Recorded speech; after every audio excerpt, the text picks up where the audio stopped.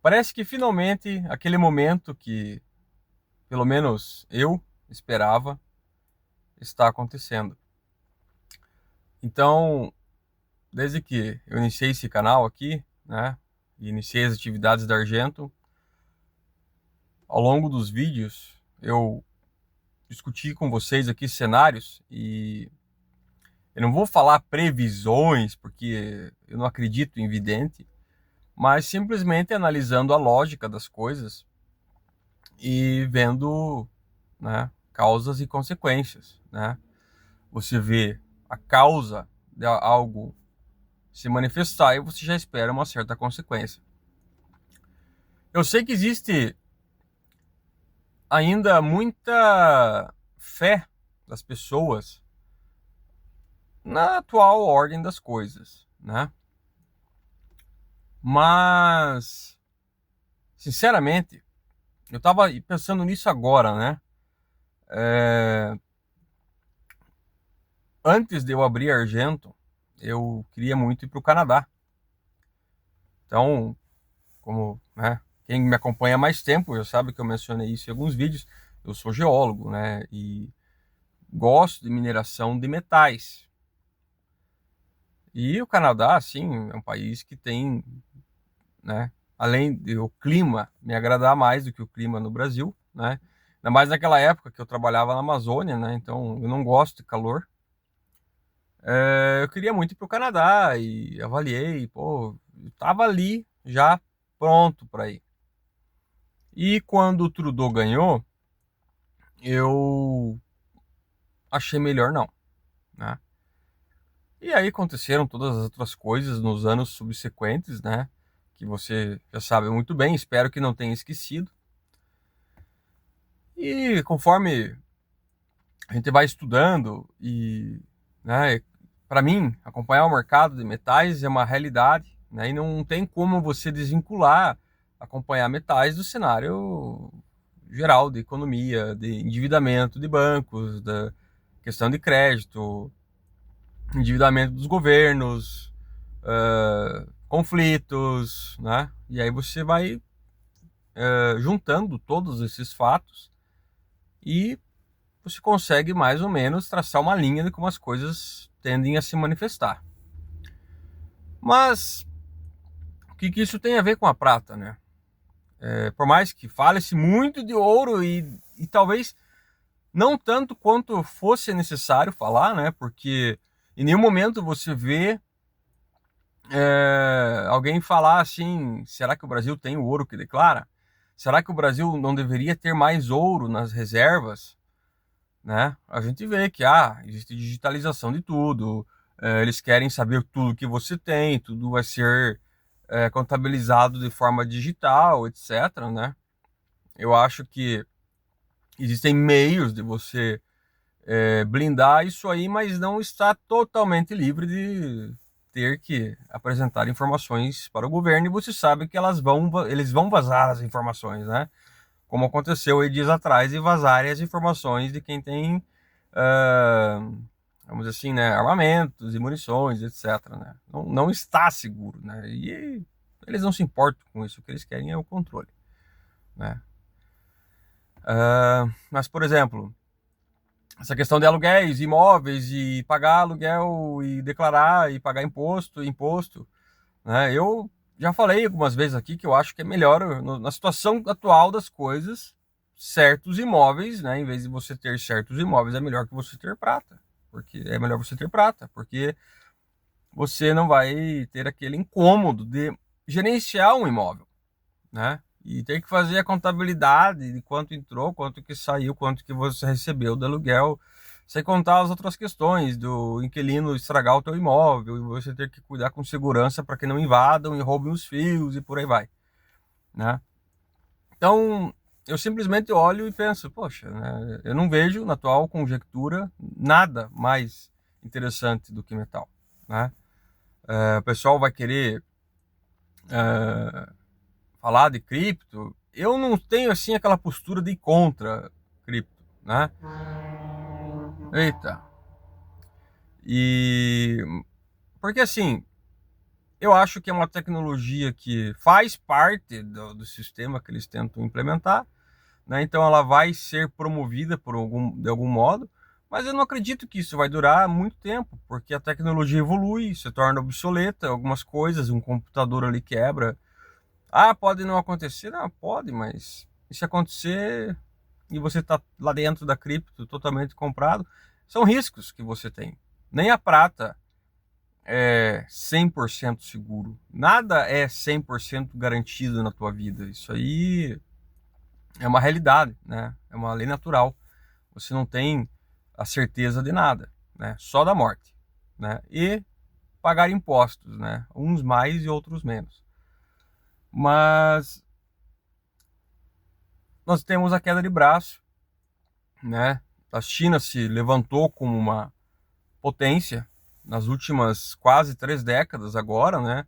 Isso tem a ver com ela ter entrado na Organização Mundial do Comércio em 99. Foram os Estados Unidos, inclusive, que ajudaram que isso acontecesse. E foi bom, porque foi impresso muito dinheiro, muita dívida foi gerada e muita gente ganhou dinheiro, né? E hoje a China, do jeito deles, eles estão tentando implementar uma nova ordem das coisas e essa queda de braço entre Estados Unidos e China aí, a gente não sabe quem é que vai ganhar no fim das contas, né? Os Estados Unidos está querendo ir por uma questão de ativos totalmente digitais, de tokenização de tudo, né? Eles acham que vão conseguir continuar imprimindo, imprimindo, imprimindo. E eu vejo no lado chinês ali alguma coisa assim de tentar colocar uma contraparte física, né? Um colateral físico. Tanto é que o governo deles lá recomenda que as pessoas comprem metal. Seguradoras, por exemplo, é requerido que elas tenham, eu não vou dizer, não me lembro a porcentagem, mas no máximo 5% do balanço delas em metal precioso, né? Você vê a Rússia, que não tem um ano isso, eu acho, mas eles já estão fazendo reservas nacionais de prata. E os Estados Unidos agora que declarou a prata como uma reserva estratégica, um mineral estratégico, né? E é estratégico. Eu tenho certeza que Elon Musk está muito mais preocupado com prata do que com lítio, né? E nessa questão de carros elétricos, eu odeio carro elétrico, eu não tenho... Eu sou um cara assim, eu gosto de carro velho, né? Inclusive, eu estou até pensando em trazer um pouco desse meu lado gearhead aí pro canal. Vamos ver. Eu estou fazendo a restauração aí de um Subaru 1993 e acho que vai ser legal fazer um vídeo sem falar de prata, só com ele aqui no canal. Mas a moral da história é o seguinte: eles estão forçando essa mudança de comportamento nas pessoas. Eles querem que você tenha um carro elétrico e, né, vão tentar. Eu não acho que vão conseguir, mas ao mesmo tempo é interessante pensar que existem alternativas a petróleo, etc, né? Mas é outra coisa, outro debate. Mas existe uma tecnologia nova surgindo aí, né? Baterias de estado sólido que são feitas com prata. Não é gramas, né, de prata, é quilos de prata. O que, de certa forma, revolucionaria a indústria de carros elétricos, tornaria esses carros obsoletos, né, os que já existem aí, baratinho, mais barato do que aquele carro elétrico 2023 com 30 mil quilômetros, que o cara tá torcendo que vai pegar 50% da FIP, né? E tem, tá? Eu me lembro que alguns meses atrás encontrei com um amigo, ele tava lá com um Audi e-tron para vender e já fazia 10 meses, né, que o carro tava para vender e não pegava preço, tipo, já tentando leve, leve, ninguém, a pessoa ia lá, olhava, nossa, que legal, mas ninguém queria comprar, né? Então, o carro elétrico tem esses poréns aí, você pode tentar convencer e dizer que aceleração, isso, aquilo, mas não. Mas, né, veja o impacto que seria no preço do seu carro elétrico, no seu BYD aí de bateria de lítio, se chegasse uma bateria de ferro, de prata e grafeno, que você carregasse em 10 minutos e ela tivesse 700 quilômetros de autonomia e 30 anos de vida útil, né? Ninguém ia querer mais essas porcarias, né? O carro elétrico virou o GNV da nossa década, né? Mas assim, é isso. Prata, sem prata não tem tecnologia. Ela é tão importante quanto o petróleo na nossa vida. E agora isso está ficando evidente, né? Se você acha que você deve ter prata, não fique se enrolando, né? Eu acho que no estágio que a gente está, ela pode ter uma correção, vamos dizer assim, né? Mas internamente a gente brinca, corrigiu para cima. E ela tem que ser corrigida para cima. Esse é o fato, né? É, eu vou falar assim que eu estava olhando notas fiscais, né, de um ano atrás e a outra era o dia acho que 3 de setembro. Eu acho que era 3 de setembro, é, ignorando ainda a cotação do dólar, né? Não fazendo a ponderação do dólar. Eu pago 50% a mais na prata hoje do que eu pagava um ano atrás, né? Então, poxa, você vê as coisas acontecendo e você sabe que aquilo que, com base nos fatos, né, está se manifestando. Então, tem, né, essas explosões que acontecem 3, 4 horas da manhã, elas são brutais.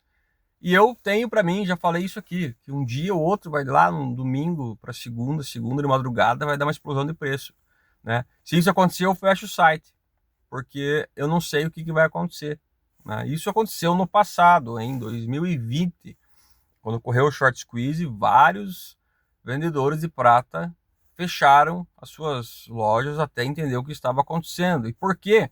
Porque o maior medo de quem trabalha com prata é vender o metal e não conseguir comprar de novo, né? E aí a coisa ferra. E isso aconteceu em 2011, né? Também o pessoal lá nos Estados Unidos, né? Eu sempre acompanho o Andy Schectman e ele, né, contou já sobre esse fato, assim, né? Ele até me convidou para ir lá conhecer ele e tal, só que para mim é inviável sair aqui para ir lá nos Estados Unidos conversar com o cara, né? Até gostaria, mas eu não tenho assim tempo, né, para fazer uma ia fazer um bate e volta lá, ia daqui para Miami sexta e segunda eu tava de volta, né? Não dá, agora não dá. Então é isso, gente, né? Em breve, já vai ter. Eu acredito que na próxima semana já teremos as peças de meia onça e uma onça, né? Eu acho que vocês vão gostar. Eu procurei fazer uma coisa diferente. As barras de 100 gramas estão com um novo design. As barras de 5 onças terão o mesmo design de 100 gramas.